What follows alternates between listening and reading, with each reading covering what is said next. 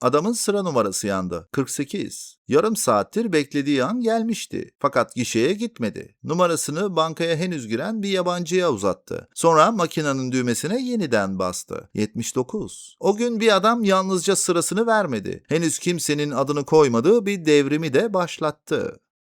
Fısıltı.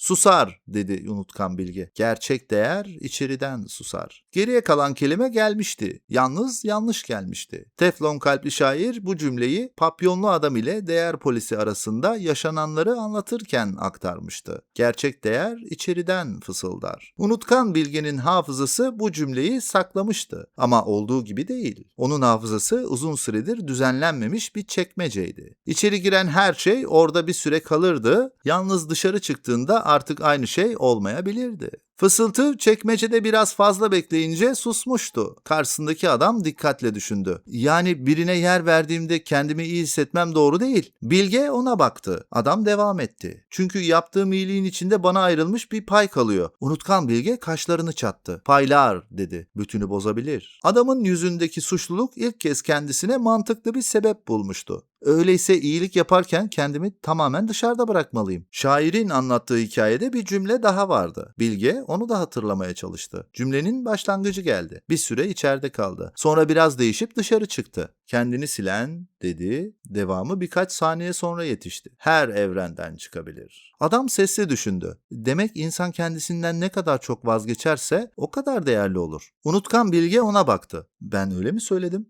Az önce. Bilge başını ağır ağır salladı. Öyleyse bir bildiğim vardır. Adam yanından ayrıldı. Suçluluğuna cevap aramaya gelmişti. Kendisine bir görev bularak gidiyordu.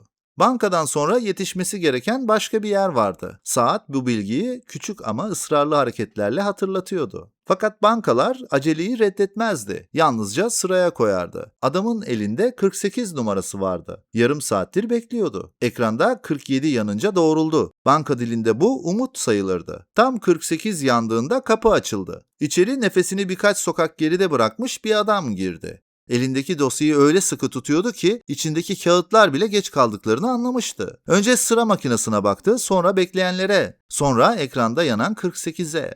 Yüzündeki acele yerini kısa süreli bir çaresizliğe bıraktı. Banka onun yetişme ihtimalini henüz içeri girerken sıraya koymuştu. Bekleyen adam saatine baktı. Onun da acelesi vardı. Sonra elindeki numaraya baktı. 48 yalnızca bir sayıydı. Fakat bazı sayılar tam sırası geldiğinde insanın karakteri hakkında gereğinden fazla bilgi isterdi.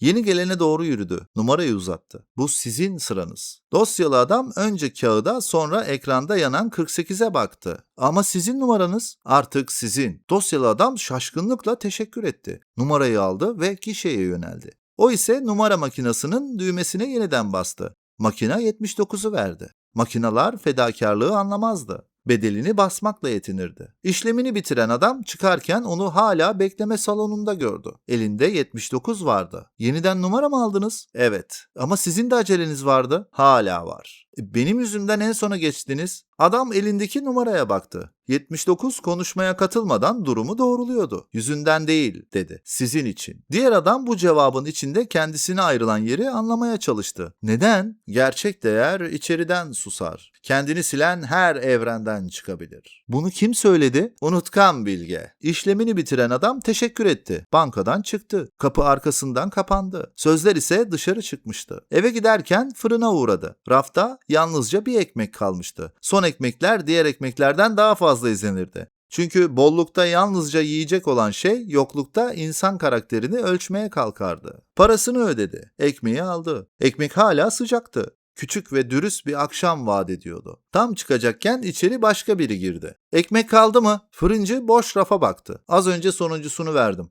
Adam elindeki ekmeğe baktı. Ekmeği almıştı. Parasını ödemişti. İhtiyacı da ortadan kalkmış değildi.